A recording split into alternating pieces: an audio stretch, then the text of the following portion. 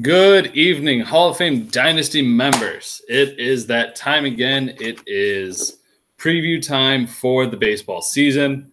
Tonight, we'll be breaking down the Chicago White Sox, my hometown franchise, the team I grew up with. As you can see, born and raised, obviously got a tattoo of them, so I'm honored to be the GM of their team this year, as I was last year. Clearly, took the same route as the real Chicago White Sox. Went with the rebuild from the start in 2018, but I believe that my team is finally ready to compete. We are going to dominate this. No, I didn't change rooms, Chris. I've actually used, I'm using my tablet instead of the big TV for my broadcast. I like the way that the camera looks here. It's a little bit easier. I did the same thing yesterday as well. So I actually like the way this camera view is better. And my tablet runs perfectly fine. I've got the big TV up with the information that I have. But anyways, that's about it. As I was saying, we've got the Chicago White Sox preview tonight. It should be a fun one. It's going to be a blast. We've actually got something to talk about before we get into this because of the fact that Chris apparently doesn't know what RBI baseball is. I mean, you go back and obviously you're younger than I am, Chris, you may not remember, but back in the day, there was actually a game called RBI baseball, and it was one of the first ones from the old days, and I can't remember off the top of my head what it was broadcast on or what it was played on, but this right here is what RBI baseball used to be. This is what it used to look like. And actually, let me exit out of here, and I will show you what it looks like now. And it's obviously undergone some changes, definitely undergone some huge graphical change. And it looks much more realistic now, as you can see here. And especially, it's better for more of the arcade mode. So it looks like this now, sort of similar to MLB The Show. But this is what I grew up on. This is what I was known for back in the day. And let me look it up here because I can look up the Wikipedia. And I remember playing the hell out of it. It was back in the day. It was for the Atari. Released on Nintendo in 1980. It was Atari RBI Baseball in 87. And it obviously went from there. It was also played mostly on Sega systems through the 90s. And I do remember playing the hell out of it, and it was really the longer you held the button, the harder your pitcher would throw, and you could actually steer the ball left and right depending on where you want it to go as soon as you threw it.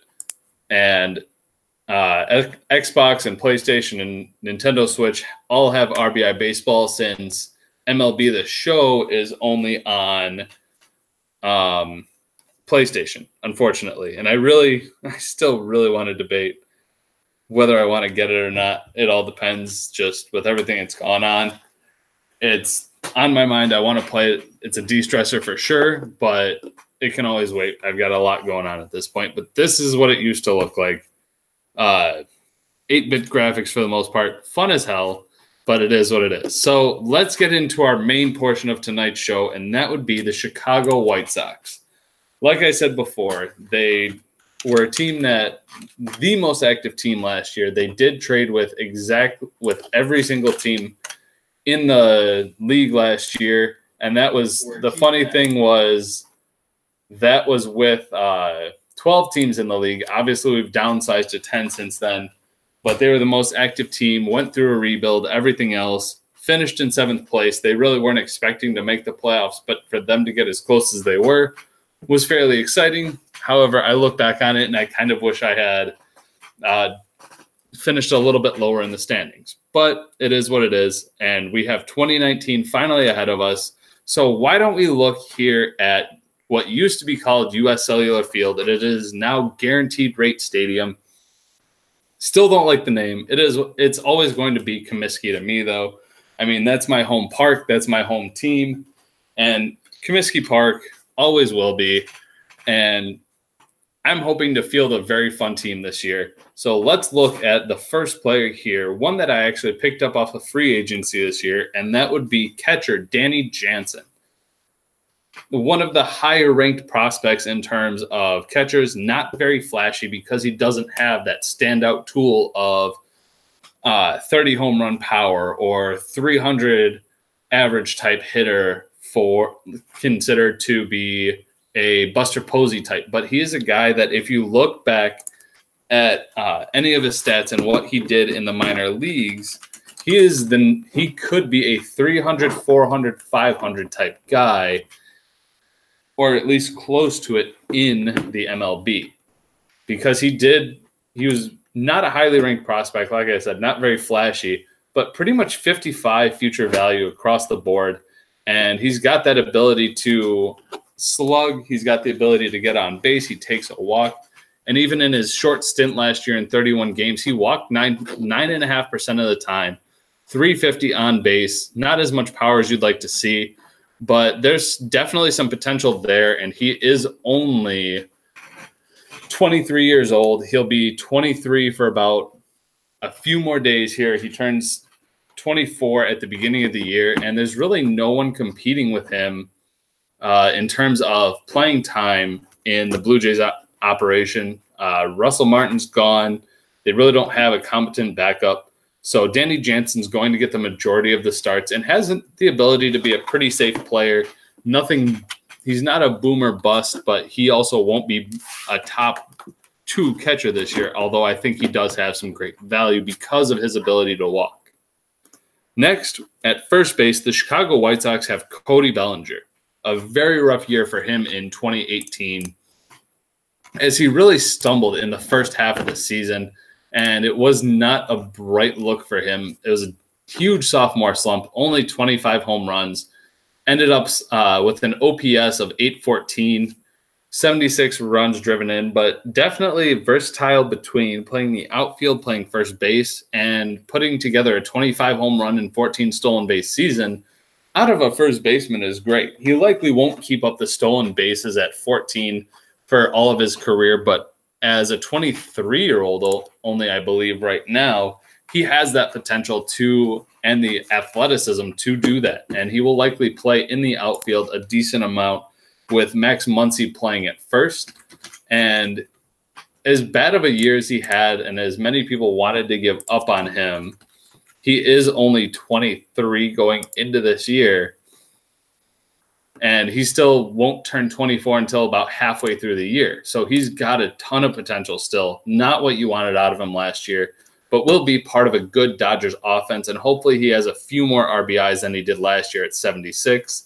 Should be a 35 or 30 home run hitter with a 260, 265 home run, or I cannot talk, 265 average.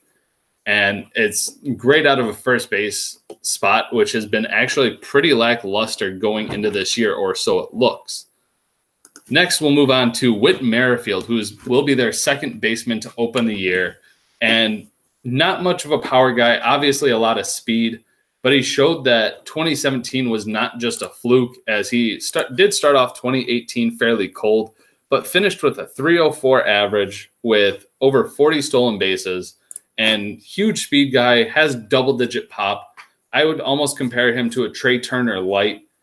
Definitely, obviously older, not as good of a team, but he should be able to get a combination of 140 runs and RBIs together. Should have a pretty decent season within the top 50 picks in redraft leagues. And if he did sign a pretty cheap contract. Maybe the Royals have a plan to move him in the next year or two, because due to his cheap contract could easily become a very valuable asset to a contender in this upcoming year. And that's going to be the Chicago White Sox main speed threat for this year.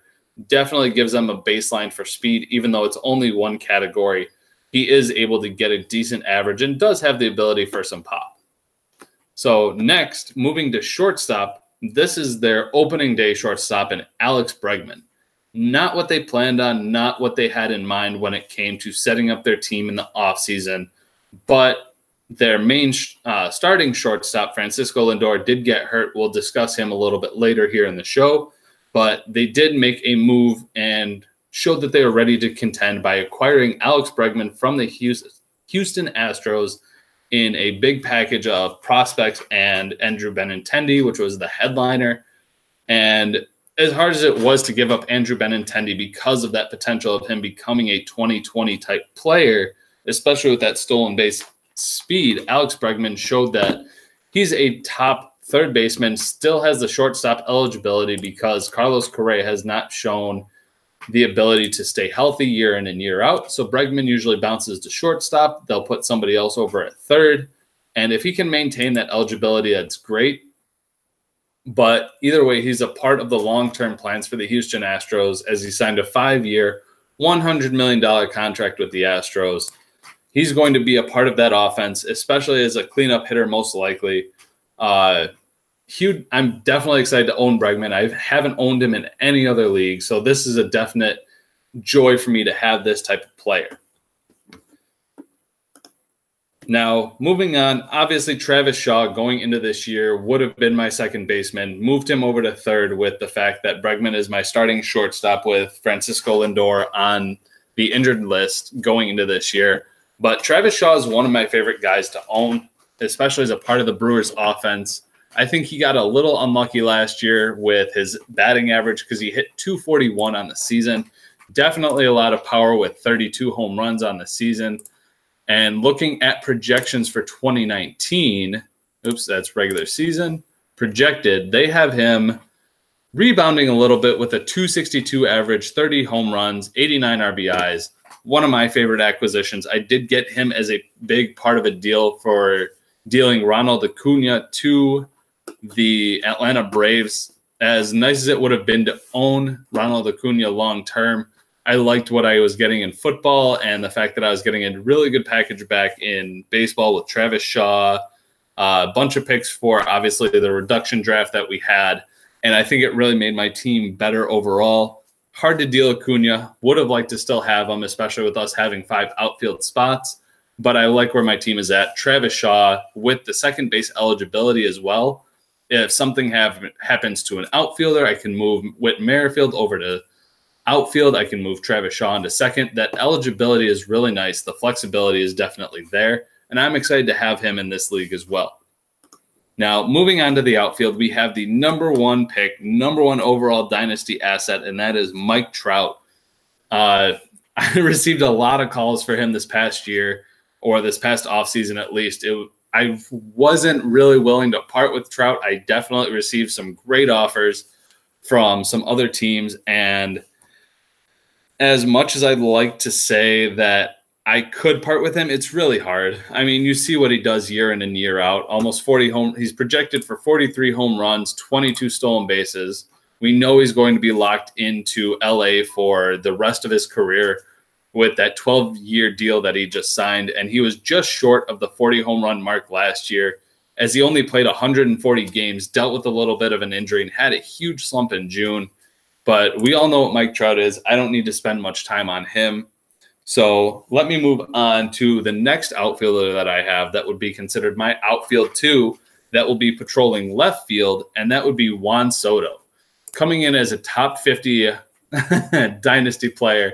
And yes, Trout may be my only good, I would say, only great player. Everyone else is okay or good, but Trout definitely the main headliner of the team. But it is what it is. And the one player that I have an obsession with right now is Juan Soto, one of my favorite players. I can honestly say I did not expect the year that he produced as a 19-year-old, one of the best 19-year-old seasons of anyone that's ever played at that age. You go back and look what he did. He did fade down the stretch a little bit. I think a lot of that was the wear and tear of a season, teams adjusting to him as well. But yet he still batted .292 on the season with over 900 OPS and 20 home runs. And that was just absolutely fantastic. And he did it along with a great walk rate where his on base remained over 400 the whole season. And he's not just an on base guy, but he has the power. He has the ability to be a 30 home run guy, as we saw. 116 games played, 22 home runs, and I really like what he brings to the table. Definitely a safe player with a ton of upside, especially going into his age 20 season. Now, one of my favorite ones, and as hard as it was to pull the trigger dealing Manaea and Mazzara for him last season, it was obviously worth the risk at this point. I mean, you asked the Nationals what they would have expected from Soto last year. They probably would have said doing very well in Double-A, not absolutely crushing the major leagues at such a young age. So let's move on to the third outfielder so we don't spend too much time on Soto. I know I have a man crush on him, but Tommy Pham is my outfield 3 and will patrol right field for the Chicago White Sox here. And in real life, he will patrol most likely right field or center at times for the Tampa Bay Rays. Excellent arm on him, and his defense will definitely keep him in the game. Most likely the leadoff hitter for the Tampa Bay Rays that I think are very underrated and has the potential to put up a 2020 season. He hasn't been able to steal as much, but I think part of that was being on a Cardinals team, being bounced around in terms of playing time and them not having as aggressive in terms of base running. But you go back and look at what he did with the Rays once he was dealt, and I've got to remember when he was dealt last year. He played 98 games for St. Louis, so just after the All-Star break, let's say. You go back and look at 2018. Post-All-Star break, batted .331 with a 1017 OPS, 6 stolen bases to 8 home runs. Obviously, we know Tropicana is not the most hitter-friendly stadium, but I like what Tommy Pham can bring. We know the Rays are definitely an underrated team. They're going to steal more than people will give them. So I like Tommy Pham going into this year. As much as I tried to trade him off, I was kind of hoping to get younger and hope that somebody would take that risk of the age, but I still like what Tommy Pham can do. Now, moving on, that's obviously the starting lineup for the Chicago White Sox. And here we get into more of the depth of what they have. And at middle infielder for this year is Yoan Moncada. We saw him undergo a big transformation this offseason. Obviously moved off of second base. He will be the Chicago White Sox, I almost said Stockings, Chicago White Sox third baseman to start the year. Most likely will remain there with Yolmer Sanchez opening the year at second, and then Nick Madrigal will likely be brought up early in the year. And Moncada definitely had some struggles last year. As much as I wanted to give up on him, I figured I may as well hold on just because of the ceiling. I wasn't expected to win last year. Only hit .235 with a 714 OPS. He did have one of the unluckiest seasons that I've ever seen in terms of called strikes on third for a third strike. He had 124 swinging strikeouts with 80-something strikeouts looking, half of them being incorrect calls on that third strike. So I expect Moncada to bounce back. He's had a very good spring this year as he's slashed .356, .482, .689 in 56 plate appearances in spring. He's already dropped his strikeout percentage. Obviously, spring is not the end-all, be-all for players, but it's a positive sign for sure. So Yoan Moncada is the middle infield for the Chicago White Sox at this point. And then at corner infield, they have Jesus Aguilar coming off his best season ever. Definitely no one expected this going into the year as he slugged 35 home runs, 108 RBIs. Fantastic season out of him. It was between him and Max Muncy for best pickup of the year and obviously biggest breakout. But Jesus Aguilar should start as the opening day first baseman for the Milwaukee Brewers. Hopefully will remain there all season. And he looked like a real guy. He may see some definite regression in terms of power as he's only projected 26 home runs on the season. But I feel like the 76 RBIs is definitely a little low for a Milwaukee Brewers offense that is going to have to carry that team to the playoffs if they expect to be there. Now, finally, at infielder, we have Josh Bell coming off a horrid year after what looked to be a spectacular rookie season in 2017, in 2017, as he slugged 26 home runs, only had 12 all year last year, raised his batting average a little bit along with his on base, but the power just wasn't there. He wasn't the first baseman that the Pittsburgh Pirates needed or wanted. But going into this year, he is only 26, has a definite chance for a breakout. Hasn't looked great in spring, so it does worry me a little bit. However, I'm willing to take the risk on a 26-year-old first baseman. PNC Park not being the best hitter stadium, there is a little bit more risk in terms of that, but he's going to be the cleanup hitter, and it's hard to argue with that, as quiet as the Pittsburgh Pirates offense may be at times. Now, moving back, so that's the finished infield. Moving into the outfield, as the outfield four, we have Victor Robles of the Washington Nationals. And this is where I started to realize, as I was putting the show together, just how much I rely on the Washington Nationals and a few other teams. I felt like I was a little heavy. Obviously, I am spread out a bit, but I do have more Pittsburgh Pirates or Washington Nationals than I intended originally going into this season, but I'm not going to argue with it. Especially a talent like Victor Robles, who has the ability to transform into the next Starling Marte, where double-digit pop, double-digit stolen bases, especially over 20. He's got the speed for it. He's not just going to be a Billy Hamilton where he's going to steal and be risky in terms of on base. He's a guy that could hit 290 with an 800 OPS with really good speed of close to 30 stolen bases in his prime years. And it looks like the door is open for Victor Robles to be the opening day center fielder with Bryce Harper gone, Juan Soto obviously in left, not having the athleticism to patrol center or right field, and with Eaton likely in right field with probably a mix of Matt Adams in left at times. Victor Robles has looked really good going into spring training, slashing a 333 average with 533 slugging.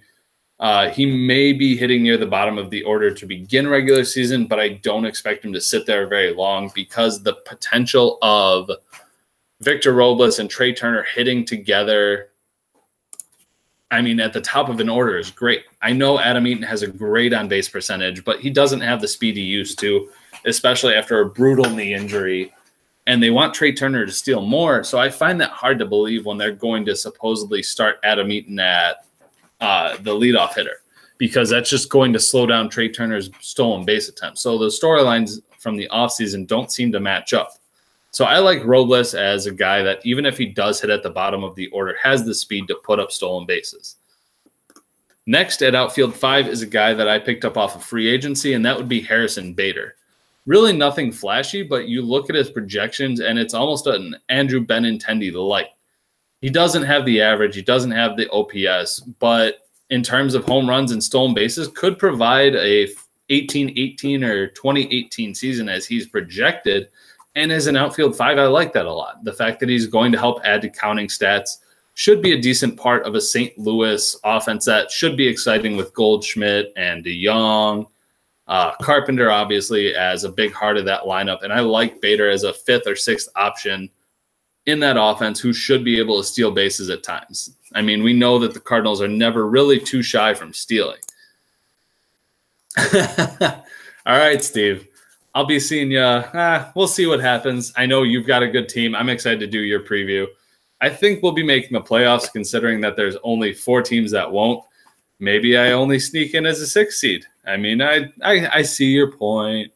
Sox offense is trash. Oh, well. But we may as well look at the rest and see what they do have to offer. They do have second baseman and outfielder Adam Frazier. A little bit of flexibility here. Nothing really flashy.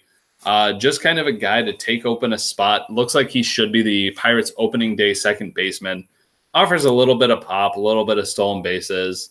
Has looked pretty decent in terms of batting average, so he's a help there. We don't know really what he offers in terms of power or speed, but if he can carry batting average and help kind of keep that up, that's great.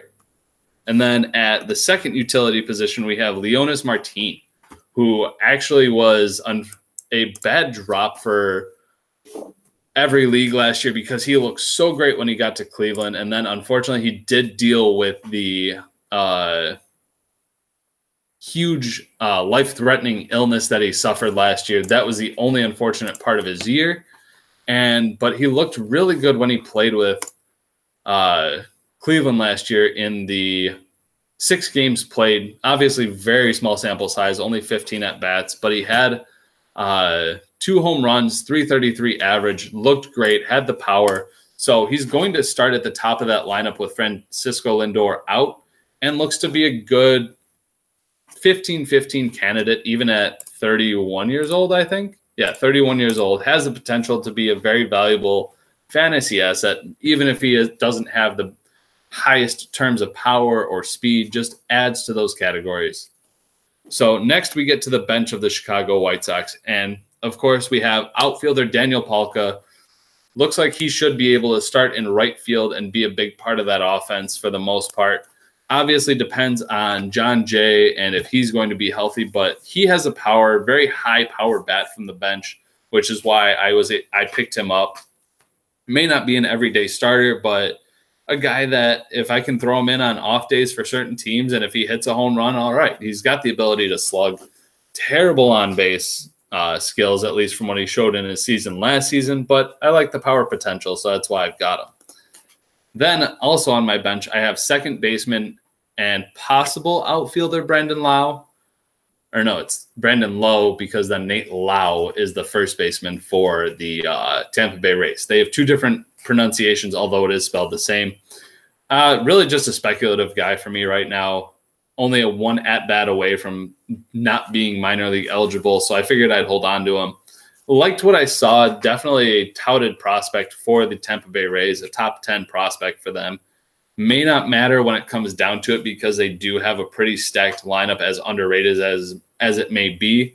But I see there's some potential. If he really doesn't do much, oh well, it is what it is. Now, before we get to the rotation, the White Sox are already dealing with some injuries. And unfortunately, it is to 2 key players on their team. That would be Shohei Ohtani, obviously starting pitcher and utility guy, and Francisco Lindor. Ohtani did put up a fantastic season last year, even after dealing with injuries. A lot of people did not believe he could be a hitter and a pitcher, but he put up 22 home runs and 10 stolen bases in 326 at-bats.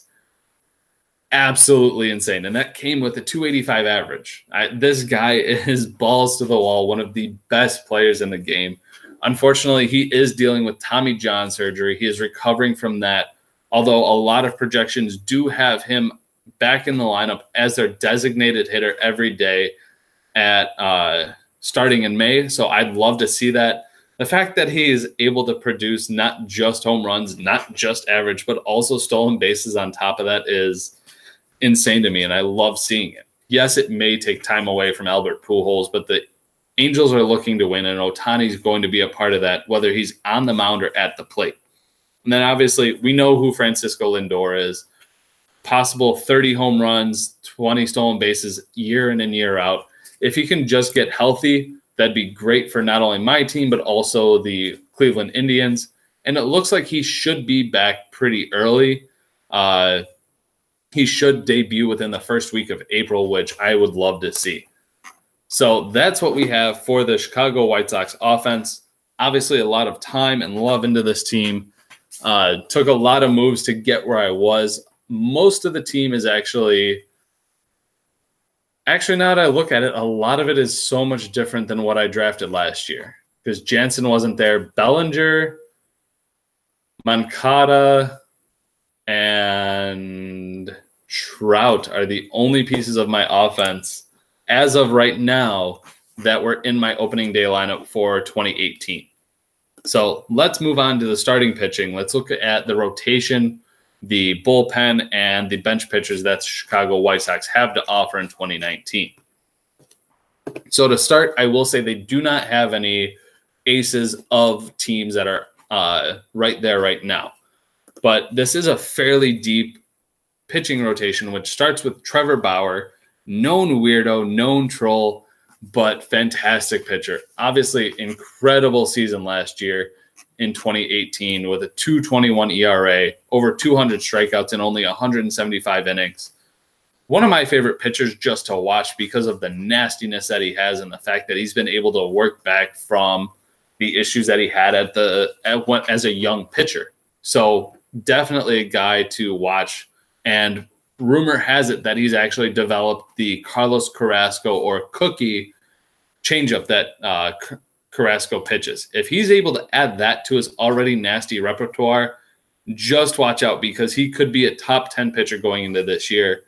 Obviously, bad end of the year last year for him as he took the ball off the shin and dealt with that, had to hit the disabled list going into the end of the year. So not the bright spot that he wanted, but definitely an interesting guy to watch both on and off the field. At SP2, we already have Carlos Carrasco, like I mentioned, giving some tips to Trevor Bauer. Started off 2018 really rough. Looked like a drop candidate in redraft leagues, but he was able to bounce back, get under a 3.5 ERA, and hit the strikeout numbers that he wanted to hit. Another, obviously, Cleveland starter in a very bad American League Central. I don't expect that division to be too tough. And with the defense that the Cleveland Indians have behind Carrasco and Bauer, both should be very valuable pitchers. Next, we have a starting pitcher that the Chicago White Sox traded for last year as part of a Luis Severino and Josh Hader deal, is starting pitcher 3 for the Chicago White Sox, Walker Buehler. Looked like a fantastic ad, dealt with some issues last year at times, but was able to put together a season where he struck out over 9 batters per 9, under a 3 ERA, and looks like a future ace for the LA Dodgers at only 24 years old. Dealt with Tommy John surgery, which does add some risk to him. Did have an injury to start this year, but he will be the starting pitcher for Sunday's game against the Angels, as it has been reported. He has tossed a simulation game, so it looks like he will be ready to start the year. Obviously, a lot of potential in this kid. He just has to stay healthy, which is my main concern with him. So I'm excited to see what he can do in a full season, and I expect the Dodgers to be able to ride his arm as much as they do like to dick around with their pitchers and move them on and off the disabled list. I expect him to be able to get the full slew of innings. I'm hopeful. I'm rooting for 180. So with that being said, we have not Steven Strasburg, but Patrick Corbin coming in as the SP4 for my Chicago White Sox. I think there's a lot of risk with him personally. The fact that he did put together a season of – oh, come on. Why is my computer being slow right now?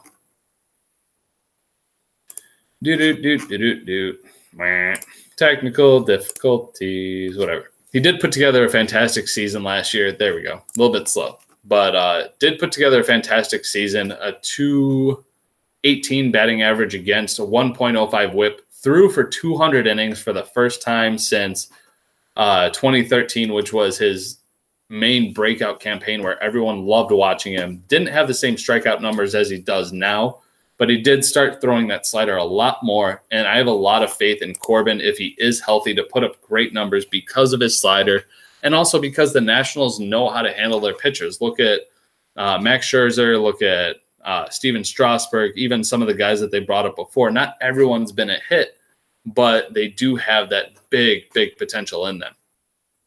And mentioning the Washington Nationals and their pitchers, at SP5 is Steven Strasburg, a guy that has been watched over for years and is just turned 30 last year, going into his age 30 campaign.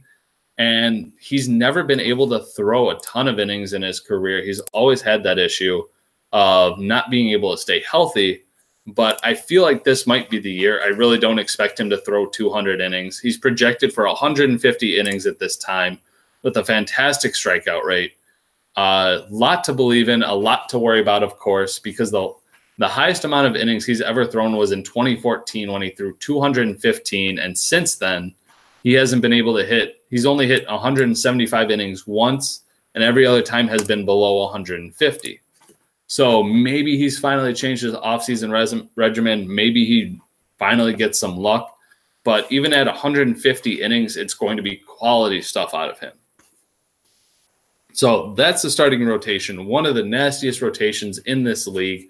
There's likely one or two better, but that is what the Chicago White Sox have to offer. High ace potential out of most of their starters.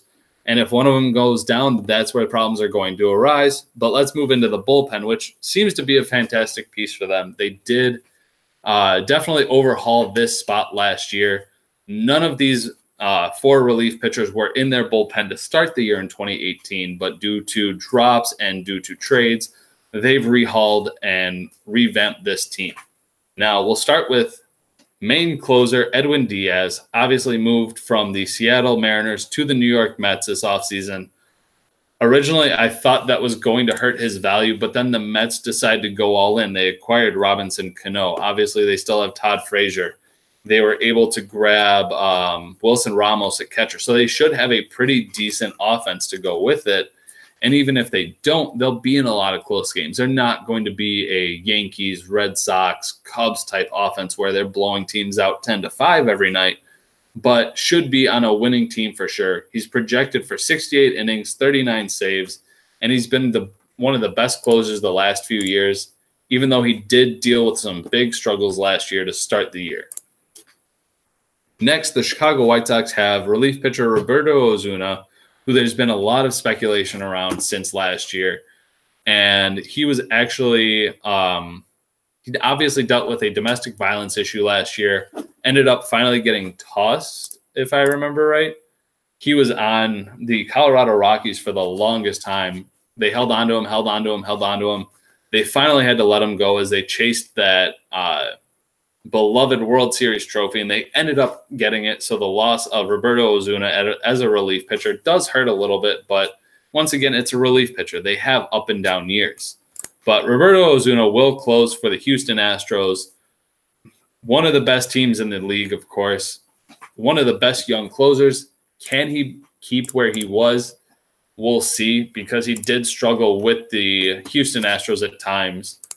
In 22 innings, he was able to hold opponents to a 1.99 ERA, although his FIP and stats like that don't show it. He was all that dominant. I still have faith that the Houston Astros will get the most out of a guy like that. Next at RP3, we have Felipe Vasquez, who I actually can't remember what his name was before that, because he did have a name change last year, and I don't remember what it was.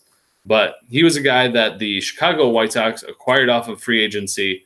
He also had a bad start to the year, bad performance. Everything said he should regress, and he ended up doing just that as he put together 40 saves in 2018 and was a big part of that Pittsburgh Pirates team. Actually, no, sorry, that was projections for this year. He's projected for 40 saves, ended up putting together 37 saves last year to a tune of a 2.7 ERA. Pretty good strikeout rate, over 9 per 9. So he's got the strikeout rate, should be on a decent offense, and a lot of save opportunities.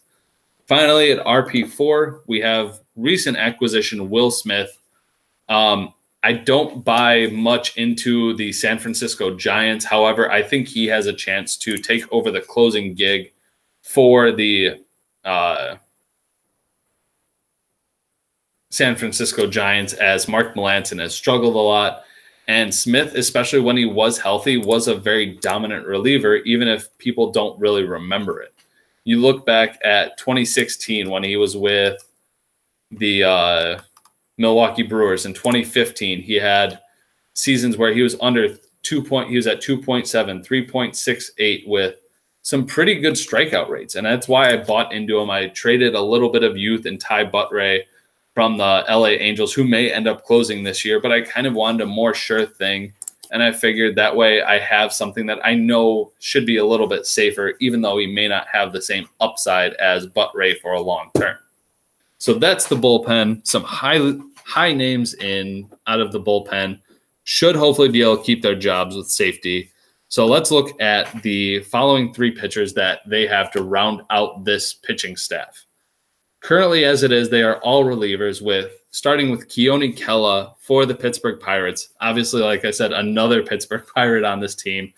I'm a little surprised in myself because of the fact that I never planned on having this many Pittsburgh Pirates, but Keone Kela is a guy that I really liked going to last season, has never been able to put together a healthy season. He's only thrown 60 innings one time, and that was in 2015. but in 2018 finally stayed healthy for the year, put together 52 innings pitched, 66 strikeouts, and a 3.29 ERA total. And when he was with Pittsburgh, obviously had a much better year than he did with Texas, although his ground ball rate did drop. I think he should be in line for a decent amount of holds, especially kind of having that 8-9 punch of Kela and Vasquez for the Pittsburgh Pirates should be pretty exciting to watch. The next pitcher I have at the end of my staff is Joe Kelly. A lot of this may end up being kind of convoluted for the fact that Joe Kelly obviously wasn't great during the year for Boston. 65 innings pitched with a 4.39 ERA. However, moving to LA, a more spacious park, pitching in the National League, and really no one else willing to threaten that 8th inning spot should end up leading to a lot of opportunities for him for holds, for decent strikeout rates. And after he showed a lot in the playoffs, there's definitely some hype there. Didn't cost me a lot. And so I'm excited to see what he can do as he's projected for 3.74 ERA. Not bad as a back end of the bullpen type guy. And then finally, we have Trevor Rosenthal for the Washington Nationals. Like I said, I've bought into the Nationals and Pirates apparently a ton.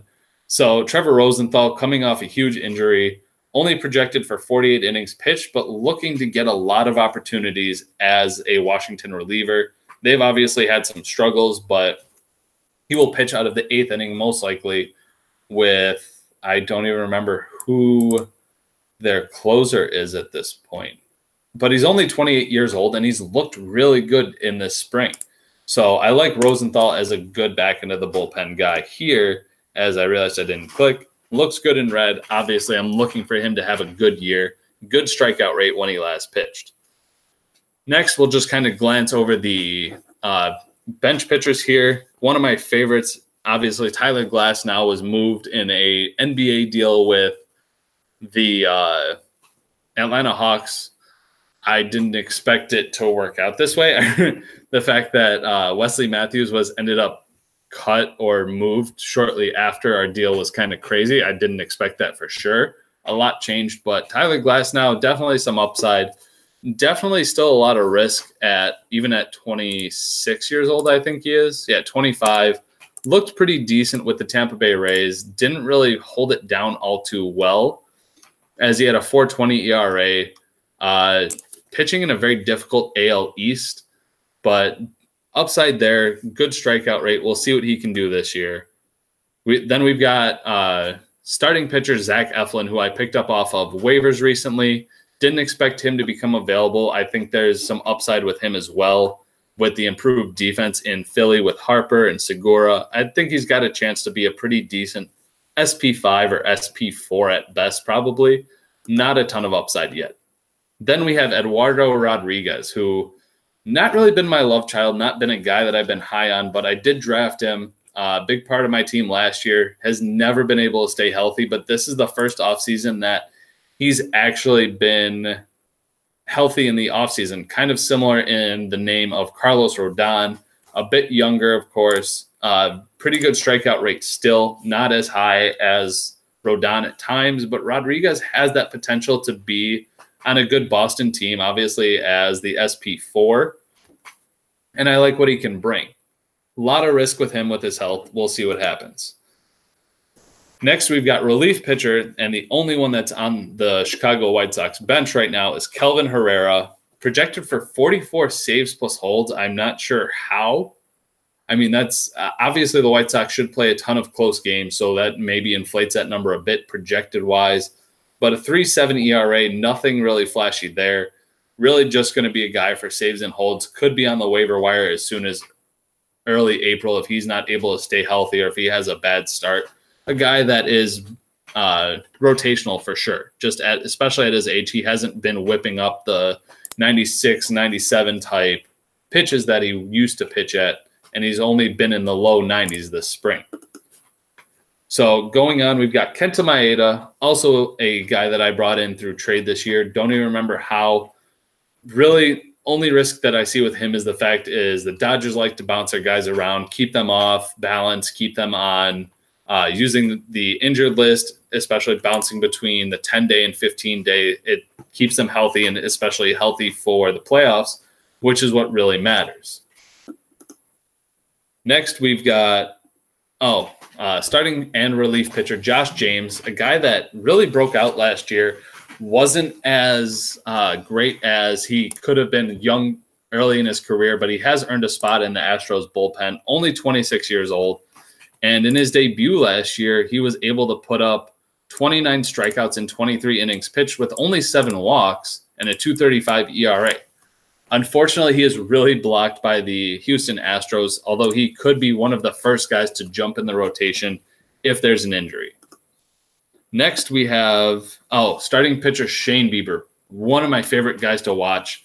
And obviously, I've got 3 of the 5 starting pitchers for the Cleveland Indians. Did not look great last year, but when in his time with the Cleveland Indians, threw 114 innings with 118 strikeouts to only 23 walks. He did get hit around a lot, definitely needs to bring that down, but I have faith that guys like Carrasco, Bauer, Kluber are going to help Bieber be the best he can be, because he's just got absolutely great stuff, great control. And even if he ends up with 9K per 9 or 8.8 Ks per 9, I'd be happy with that if he's able to just be a solid contributor. And then finally, I have Luis Castillo, a guy that I would love to see perform, but I don't know what to expect out of him year in and year out. Heck, even start in and start out. There's a lot of bust potential there, but I mean, especially as a back end of my rotation, it's not too bad. So that's the starting team for the Chicago White Sox. They bring a lot to the table. There's some boom and bust in there as well. And don't know what to expect. I'd love to see my team perform, but obviously guys like Joe Kelly, Keona Kella, Trevor Rosenthal, and Leonis Martin and Adam Frazier, there is definitely some risk in this team. I'm not saying it's perfect. It's far from it. But there is a good pipeline coming up in the Chicago White Sox system. So first we'll start, since we just finished with pitching, we may as well look at the pitching prospects that they are looking to bring up this year. And first and foremost, it is Houston Astros pitchers, Forrest Whitley, one of the top pitchers or prospects in the game, #1 pitching prospect at this point, has a 5-pitch arsenal, looks very, very good. Unfortunately, did deal with a suspension last year, and it wasn't for PEDs. It was for the substance abuse program for, I think it was caffeine pills he said he took. Who knows? We'll never know the real truth. But 5-pitch offerings, has excellent control, and a guy that definitely is a big part of the future of the Astros and hopefully my team as well. He'll be starting the year in AA to build up his innings. But I'm excited to see what he can do because of the fact that he has this just absolutely insane arsenal and could be a #1 pitcher in the next couple of years. Next, we also have Jesus Luzardo, very similar to Whitley, except he's a left-hander. Very not disturbing, but deceptive pitches, and willing to become of that Oakland Athletics rotation fairly quickly. Unfortunately, he is dealing with a rotator cuff injury, and he's looked really good this spring, and I'm hoping that he will be able to start at some point, and he's one of the higher guys. Once again, not as high of a strikeout potential as Forrest Whitley, but does have the control as well. He's projected right up there with Whitley with 108 strikeouts to 36 walks. Very impressive stuff. If you haven't watched him, I suggest you at least watch a compilation because he's a very fun kid to watch. Next, we have another starting pitcher that the Chicago White Sox dealt with Eli Tolvanen in hockey, and they acquired pitcher Brent Honeywell, who does remain on the injured list at this point because he is recovering from Tommy John surgery. One of my favorite things about him was the fact that he hated the fact that he wasn't called up. But he was called up later than everyone else, and it was pretty funny to watch him retweet and get all pissed off with the fact that he was not on the opening day, or not even just the opening day roster, but also the fact that there were lesser guys being called up before him simply because the Tampa Bay Rays wanted to play with his draft not draft, what is it called? Oh, I can't think of it all of a sudden. His service clock. There we go. So I'm excited to see what he can do this year. It should be a lot of fun. Definitely that screwball is fun to watch, and I'm excited to see what he can do in the majors this year. And then finally, we have Chicago White Sox starting pitcher Dylan Cease. Don't have a whole lot to say about him. Has been told that he'll be on this same projection that Michael Kopech was on last year. So who knows what he can contribute. Right now, he's projected to put up only 33 innings pitched with a 3.82 ERA. Nothing fantastic, but a good back end of the rotation guy for 2019 if he gets there. So that's the pitching prospects. And then we have a few hitting prospects as well that are likely to come up. We have first baseman Peter Alonso looking to make his debut this year. He is yet to be told whether he's made the roster for the New York Mets. As I'm looking here, it is possible that they try and follow the current trend and sign him to a long-term deal. I know the Mets would love to have him. Obviously have Alonso, Cano, Rosario, and Frazier in the infield would be fantastic, but they may play with his service time clock. A guy that could hit 30 home runs this year, even at a 250 average, similar to a Rhys Hoskins, and I think he could be an impact bat on this team. Next, we have Eloy Jimenez. You all know who Eloy is. Right up there with Rookie of the Year candidate. As a Rookie of the Year candidate, signed the long-term deal with the White Sox, will be there for a long time, and should make the opening day roster. I don't think it has been officially made public yet, but I believe he will obviously make the starting roster and will automatically make my starting roster as well. So look for him to make his debut, whether it's the opening day of the season or not. It will yet to be determined. But then my favorite prospect that is getting called up this year, that we know will get called up, that should have been called up last year, and that is Vlad Guerrero Jr. Definitely a lot heavier than I expected him to be. Didn't look as athletic as you would expect, but you look at what his bat does, and it is insane. Let's see if I can get to it here.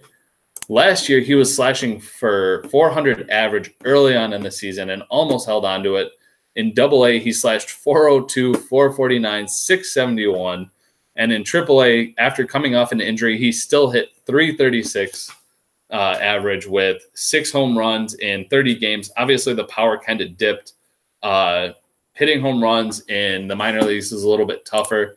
But his projection is insane, as he's projected 27 home runs and a 302 average, which leads all rookies and actually leads most of the major leagues. He's top 5 in that stat with batting average. Would love to see him come up earlier than later. And news does say that he is ahead of schedule in his recovery from the oblique strain. And he'll head straight to Buffalo rather than a rehab assignment. So look for Vlad to debut early in this season. Now, all that's been said, a lot of major league talent, obviously some holes still as well, some prospects that could come up, and we know that pitching prospects are not a sure thing, so there's still some risk in the Chicago White Sox. When it comes to the division finish, I'm looking to compete, I'm looking to be up there. And in terms of projection, I think I've got a bit deeper of a team than the Atlanta Braves that we'll talk about within the coming week.